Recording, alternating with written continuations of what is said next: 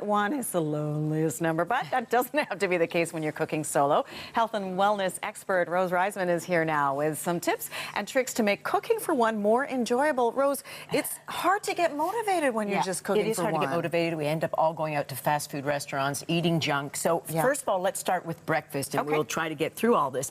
First of all, look at the muffin tin I have there, Jen, okay? Those are mini muffins. Yes. So you make a batch of them up. You then put them into a small baggie. You freeze them. So you've got them ready for breakfast, for lunch, a snack, anything. So it's not throwing things away. Right. Now, in terms of omelets, make yourself an omelet in the morning. You can buy, 6 eggs, just like this here, so there's no waste. That's the key. You've got to keep thinking small. Right. Or you can buy, the liquid eggs, which are fabulous too. And then, in terms of cheese, sitting down to a big brick of cheese is not the best thing. I buy my cheese grated. If I'm going away, you can actually, Jen, freeze this. You can freeze that. You can put that People in the always freezer. think you can't freeze cheese. Oh, absolutely. But you can. Now, smoothies are the best. I keep some frozen fruit just in the freezer. We throw some in. I throw in a little bit of juice. And if you notice, I even bought juice in a Tetra Pak because that stays. It lasts longer? It lasts longer. Go Anything ahead. else? Sure. Put it on. Yeah. There's yogurt in there there's too, some yogurt in there already. Do it up. All right. And that's it. People who say they don't have time for breakfast, you got have time for breakfast. All right, so now lunch and dinner. What you want to do is, first of all, go and buy at the supermarket or cook a whole chicken.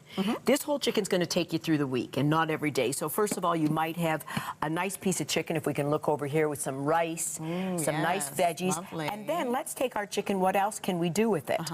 We can put it into a pasta, into a salad. The same goes with buying some beef. Now look at these cute little tins. Great mini for meatloaves. mini meatloaves, great for mini loaves. Can you see that? And mini meatloaves with just a potato cut up.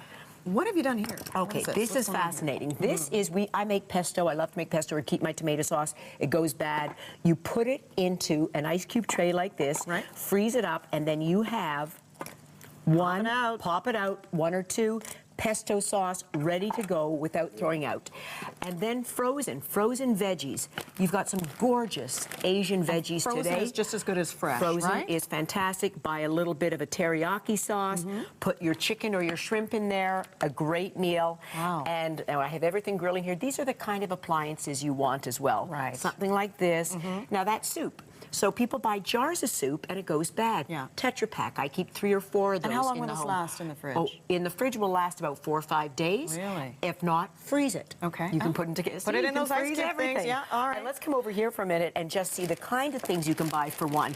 Don't buy big heads of romaine lettuce. Buy lettuce like this. It will last you 2 or 3 meals. All right. Some shredded carrots. You don't have to shred your carrots. And this is my favorite. Make some cookies. Now, cookies, you look, Rose, you say a whole batter, I'll end up eating them all. You make them up.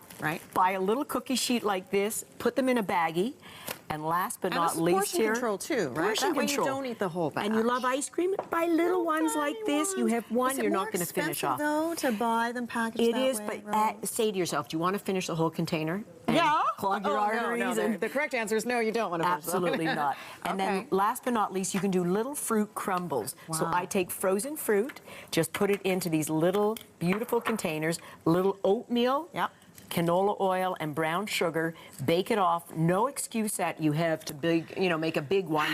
Lots of ideas for singles. The key that I'm getting from this, plan. You have to plan. This is like planning a week in advance. Right, but it's not hard. You plan like that. You saw the chicken or the beef or the fish, whatever you like. That's what you need to do. Some good tips. No excuses. No excuses. Thank you, Rose. Thank you can get Rose's recipes on our website. That's canadaam.ctv.ca. And coming up next on Canada AM, our go-to butler, Charles McPherson.